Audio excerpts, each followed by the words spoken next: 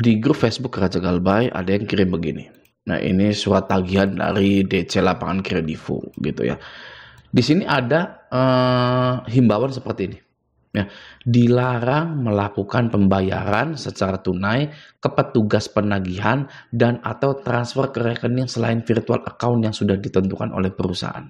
Ya, jadi Anda itu dilarang melakukan pembayaran ke DC lapangan tersebut. Nggak boleh transfer ke DC lapangan tersebut, nggak boleh bayar ke DC lapangan tersebut, tapi bolehnya bayar ke virtual account. Yang mana virtual account-nya itu di sini, gitu ya. Nah, ada solusi bagi Anda yang sangat ketakutan sekali dengan yang namanya DC lapangan. Ya, tingkat ketakutannya itu sangat ekstrim sekali. Oke, bagi yang tidak takut silahkan skip saja caranya atau dengarkan saja. Nah, bagi yang sangat takut sekali, dengarkan solusi ini. Sebenarnya ini banyak dipakai oleh nasabah-nasabah bank yang gagal bayar, bank dan leasing. Gitu. Apa itu? Ya, walaupun saya tidak merekomendasikan, ya, yaitu kasih uang bensin, walaupun kita tidak akan bayar ke mereka. Daripada berdebat dengan DC, marah-marah dengan DC, Anda juga ketakutan, takut bentak-bentak, takut kedengaran oleh tetangga, masih mending Anda persiapkan 30.000 sampai 50.000 saja untuk meredam DC ini, ya. Ini khusus untuk orang yang takut, ya, karena banyak sekali orang yang takutan. Oke, banyak orang yang bunuh diri karena pinjol. Ini cara paling ampuh untuk orang yang memang benar-benar takut dan banyak dipakai. Tidak hanya Anda saja yang pakai cara ini. Di bank, di leasing pun banyak, gitu ya. Kita nih nggak akan bayar nih ke mereka. Ya sudah, kalau DC lapangan itu datang, ya kan, Anda jelaskan tidak bisa bayar, tidak bisa ini, tidak bisa itu, gitu ya. Anda kasih saja uang bensin, ya, 30.000, 50.000. Nah, nanti ketika DC lapangan ini datang sebulan lagi, Anda bilang tidak ada lagi, kasih lagi dia uang bensin tersebut 50.000. Sebulan sekali ngeluarin 30.000 atau 50.000 lebih mending, ya. DC-nya juga nggak keluar-keluar, nggak bentak-bentak, nggak marah-marah, Anda juga nggak malu ke tetangga, dan Anda pun tidak perlu mencari uang sana-sini sampai gade sertifikat tanah rumah untuk membayar puluhan juta pinjol Anda itu. Itu win-win solution ya. Misalkan Anda berpikir, waduh bang keenakan DC-nya gitu ya. Kita sebulan hanya 50.000 kok, hanya 30.000 kok gitu ya. Dan juga DC ini setelah 3 bulan Anda menagih tidak ada terus ya. DC itu pasti akan nyerah, saya jamin, nyerah. DC ini pasti memprioritaskan nasabah-nasabah yang baru galbay. Kalau DC itu mengingat nama Anda, sudah pasti Anda ini hanya akan memberikan uang bensin saja, tapi tidak ada uang penagihannya. Nah, DC akan males. Ya, daripada dapat uang bensin jauh-jauh gitu, masih mending mencapai target saja. Gitu. Nah, itu win-win solution tuh. Itu nggak akan ada perdebatan, nggak akan ada takut-takut gitu ya. Itu yang biasa dipakai oleh nasabah-nasabah galbay di leasing dan di bank. Nah, di pinjol juga boleh. Nah, itu untuk orang yang sangat takut sekali ya. Daripada kita bayar puluhan juta, belasan juta, masih mending keluar 50.000. Dan juga daripada bunuh diri, masih mending ngasih 50.000 per bulan ke DC gitu ya. Sampai 3 kali. Nah, ke yang 4 kalinya jangan dikasih lagi. Jadi ketika ada DC yang datang, oke, bukan berarti Anda itu menyiapkan uang, ya, harus ada uang pas 1.500.000 sesuai dengan tagihan Anda, tidak. Bahkan Anda tidak perlu menyiapkan uang pembayaran Anda itu. Stay galbay. Banyak yang ketakutan, banyak yang mengira bahwa ketika DC ini datang Anda langsung harus bayar jebret ke situ, cash uangnya, nggak boleh. Ini pinjaman online.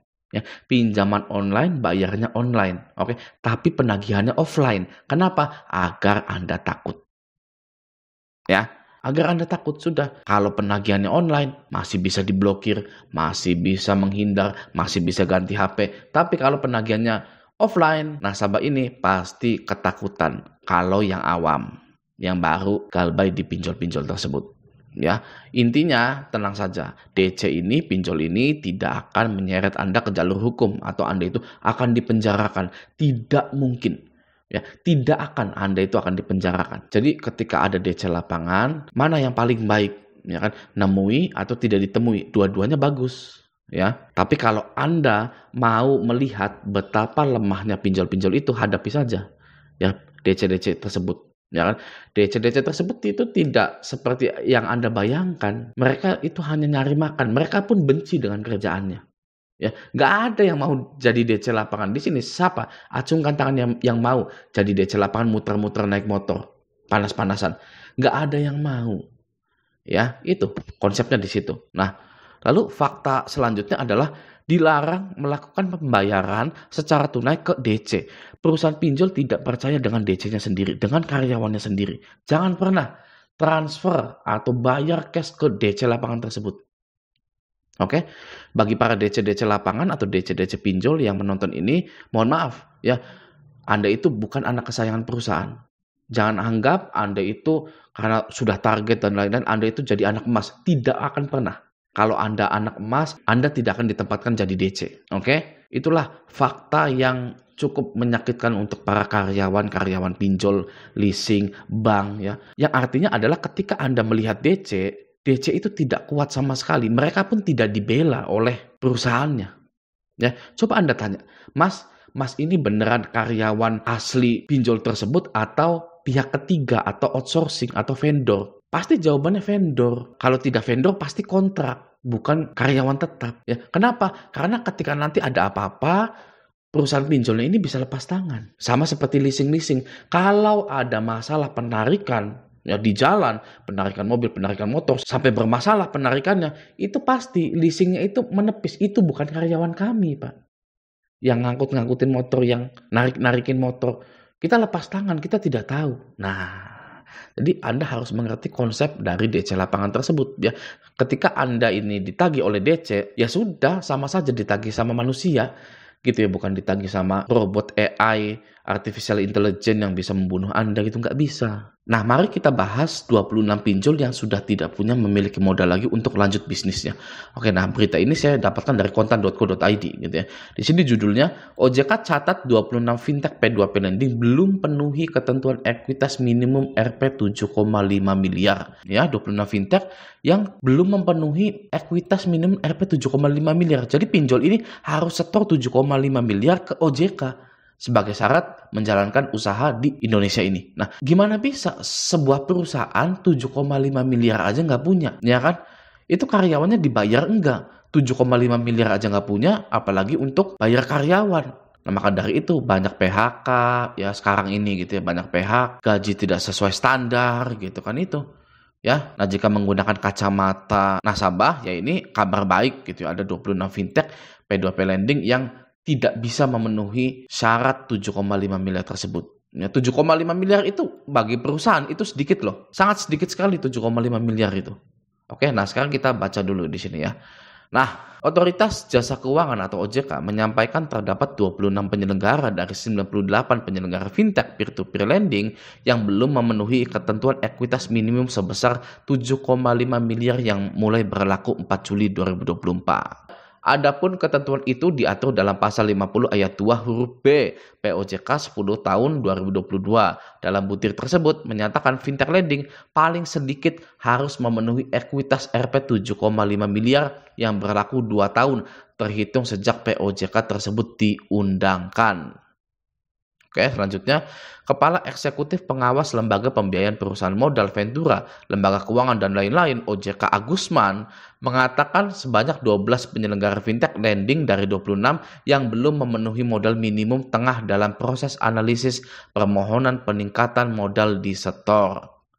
Lalu Agusman menyebutkan pihaknya terus melakukan langkah yang diperlukan terkait progress action plan mengenai upaya pemenuhan kewajiban ekuitas minimum dari 26 perusahaan fintech lending yang dimaksud. Nah, mana nih ya daftar-daftarnya nih, nggak ada lagi.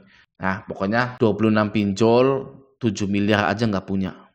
Oke, gimana bisa menjalankan perusahaannya jika 7 miliar aja nggak punya? Karyawannya ada berapa? Harus minjemin ke masyarakatnya berapa? Ya, masa minjemin ke masyarakatnya cuma 5 miliar, ya nggak, untungnya berapa gitu. Misalkan DC-nya banyak, DC-nya ada 200 orang yang harus digaji misalkan 3 jutaan. Waduh, sedangkan penyaluran dananya hanya 5 miliar. Kembalinya berapa 5 miliar itu? Belum karyawan-karyawan yang lain. Karyawan pinjol kan tidak hanya DC saja. Ada manajernya, ada supervisornya, ada mungkin sewa kantornya juga. Ya, 7 miliar nggak punya. Waduh, kayaknya mau bangkrut nih pinjol-pinjol ini ya. Jangan kaget kalau Anda sudah galbay bertahun-tahun tiba-tiba ditagih lagi. Ya, jangan kaget juga jika Anda sudah menjadi budak pinjol yang sangat baik, yang tidak pernah telat, tapi tiba-tiba tidak dicairkan lagi. Ya, jangan kaget karena pinjol lagi goyah.